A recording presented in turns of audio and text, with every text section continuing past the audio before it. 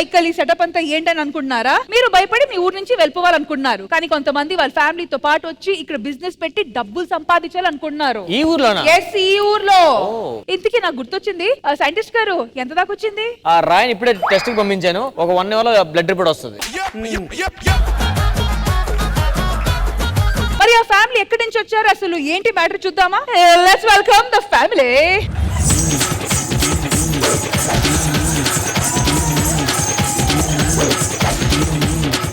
ఒక అయ్య గాని, ఒక అమ్మ గాని, ఒక అక్క గాని, ఒక తమ్ముడు గాని, ఒక అందగత్త గాని, ఒక అందగత్త కాకపోని మా పర్ఫార్మెన్స్ నచ్చినట్టయితే 1 రూపీ, 1 రూపాయ, 1 రూపాయి మా పర్ఫార్మెన్స్ నచ్చితే దానం చేయండి.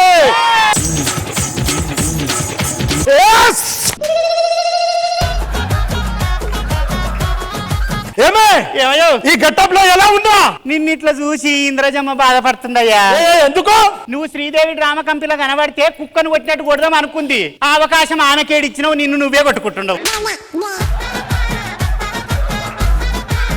అయ్యా ఇగో వీళ్ళు పైసలు వేసేటట్లేరు గాని అందరికి అమ్మ అడగంగానే ఇచ్చే తల్లి దగ్గరికి పోతాయి, పైసలు వస్తాయి. నువ్వు ఇంద్రజ గారి దగ్గరికి వెళ్తే నీకు చిల్లర పడతాయి. ఇంద్రజమ్మ దగ్గరికి వెళ్ళాలంటే నంది వాడు గ్రహితం వెళ్ళాలి, ఇప్పుడు నోట్లు పడతాయి. ఇంతవరకు శ్రీదేవిలో ఎవ్వరకు ఇవ్వనిది మీకు ఇవ్వాలని నాకు అనిపిస్తుంది. ఏంటమ్మా ఆడి ఇస్తారా? ఆశీర్వాదం ఇస్తున్నా. మీ కష్టం పగవాడికి కూడా రాకూడదు గురుగారు.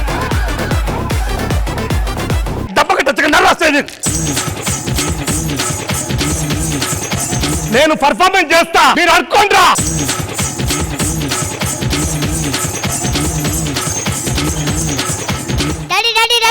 ఒక్క నిమిషం, నువ్వు ఇంత మాదిరి యాక్టింగ్ చేస్తా ఉంటే ఎవడు 1 రూపాయి ఒక్కడు కూడా 5 పైసలు కూడా 5 పైసలు ఇయ్యలేదా?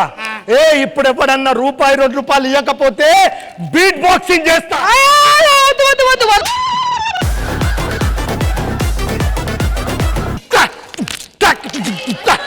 నేనైతే గూగుల్ పే చేసా, 5,000 ఇస్తాను, ప్లీజ్ ఆపేసేయండి. నీ బీట్ కి ఇన్ని రోజులు దేనికి పొడిగిరాలనుకున్నా, ఈ రోజు అడుగుతున్నాను పడుకొచ్చింది నాన్న.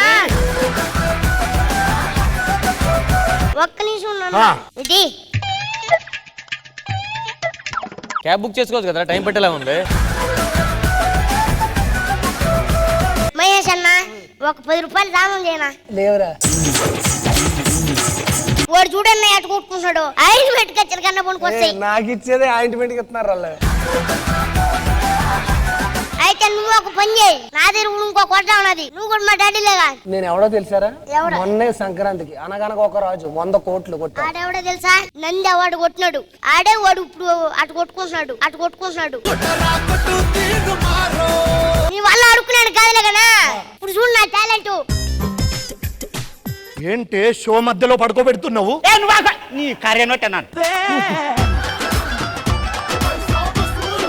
తావీదు మహిమ, ఒక అక్క గాని ఒక తమ్ముడు గాని ఎవరైనా సరే నా కొడుకు దగ్గర తాయిదు పెడితే కళ్ళు మూసుకొని మీ జేబులో ఏముంది, మీ అందరి దగ్గర ఏముందో అన్ని నిజాలే చెప్తాడు. వరే బేటా, చెప్పరా బేటా, లోపట ఎలా ఉంది? సమ్మగా ఉంది. నీకేమన్నా కావాలనిపిస్తుందా? అవును. ఏంటది? ఫుల్ డేటా ఉండే ఒక మొబైల్ కావాలనిపిస్తుంది. ఇక్కడ ఎవరి దగ్గర ఏముందో, ఎవరి మనసులో ఏముందో ఇట్టే చెప్పేస్తాడు. మన రశ్మి గారు ఇప్పుడు ఏమనుకుంటున్నారు? ఈ సెగ్మెంట్ ఎప్పుడెప్పుడు అయిపోతుందా అని అనుకుంటున్నారు. ఒక్క నిమిషం ఆగు. ఇప్పుడు నేను ఎవరి మీద చేయేసా? ఒక అడుక్కునేవాడిని, ఒక చిల్లర గాని, అమ్మాయిలకి తిరిగేవాడిని పట్టుకున్నావు. ఎలా చెప్పగలిగావు? తావీదు మహిమ, నా మొగడు ఇప్పుడు సర్కస్ చేస్తాడు, పండ్లతోటి సైకిల్ లేపుతాడు, చేతులతోటి నన్ను లేపుతాడు. క్లాప్స్ అందరూ చెప్పాలి.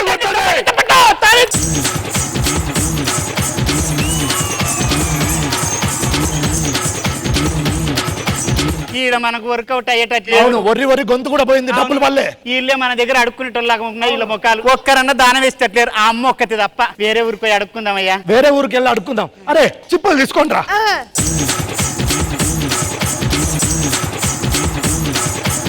ఏంటిదంతా రాయ మహిమలా అనిపిస్తుంది. ఉంది ఇంద్రజ గారు.